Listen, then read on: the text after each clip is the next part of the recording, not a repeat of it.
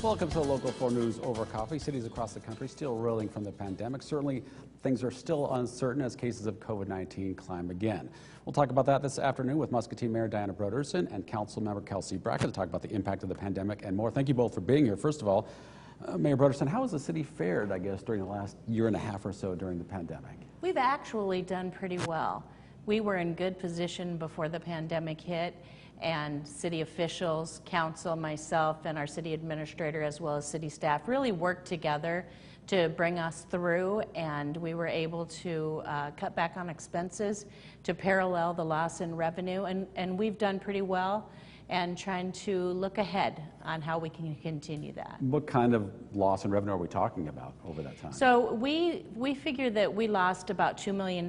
There's some spreadsheets that you can use, if you will, that you can plug in all your data and they will help you come up and compute that number. And ours comes out right at about $2 million. That's certainly a lot of money.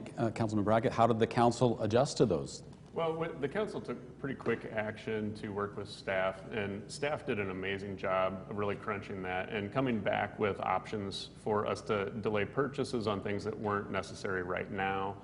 We also held off on some hiring, which we have gone back and opened those positions back up in some cases, and really just looked at things that weren't necessary at this time so that we could set that aside for now and make sure that we'd be good in the long haul, and I think that we've really done a great job at that. Obviously, you are prioritizing what's needed most in this sort of situations. What were those decisions that you didn't make in terms of spending money, and were any public services compromised during any of this? Well, we had planned on adding some additional firefighters. We put that off for a time.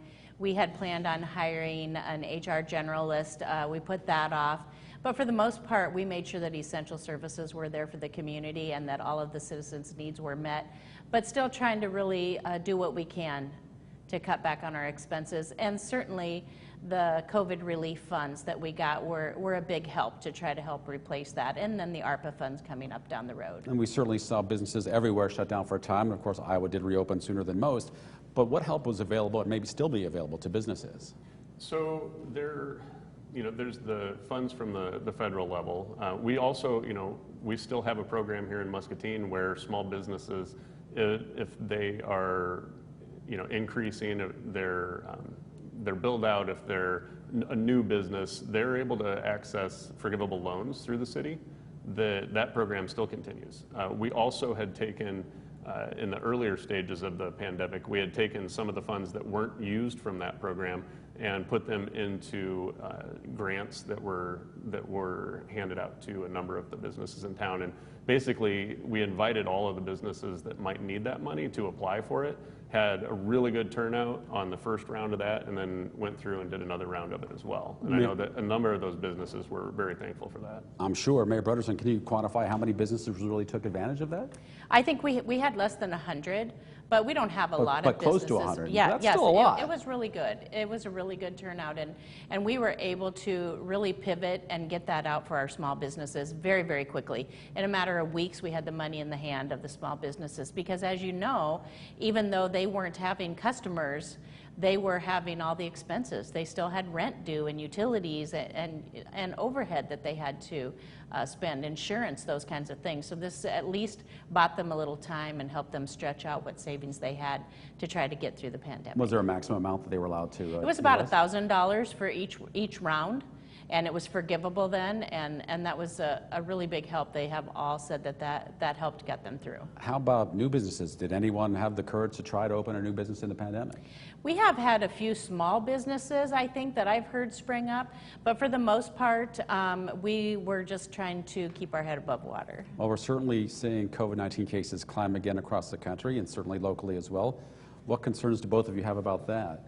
Well, it certainly is something to look at, and when we look at our financial future, the economic impact on the city, we have to be mindful that what we've lost so far may not be all, because we, like you say, numbers are starting to increase. We have to balance the safety of the community with the financial economic impact and make sure that we're making decisions accordingly. Clearly nothing can be taken for granted. Let's try to end on a positive note of this discussion. Muscatine seeing some growth. What are some projects that are in the works? So we have some major road projects in the works right now, and depending on who you ask, that might be positive or negative. It definitely impacts short-term pain for long-term gain, right? Exactly. You know, they're things that are really, you know, two of our major roads through town. We've got, you know, Park Avenue that is on the north end of town and Grandview Avenue on the south end of town.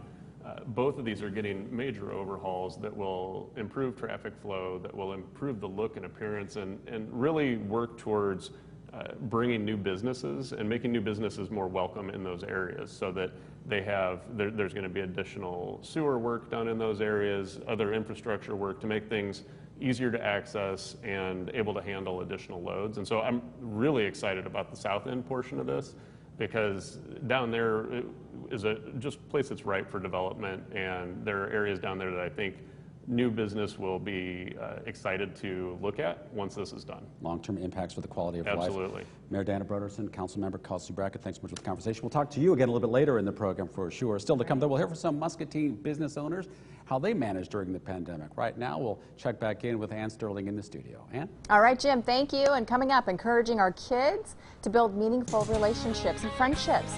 While some researchers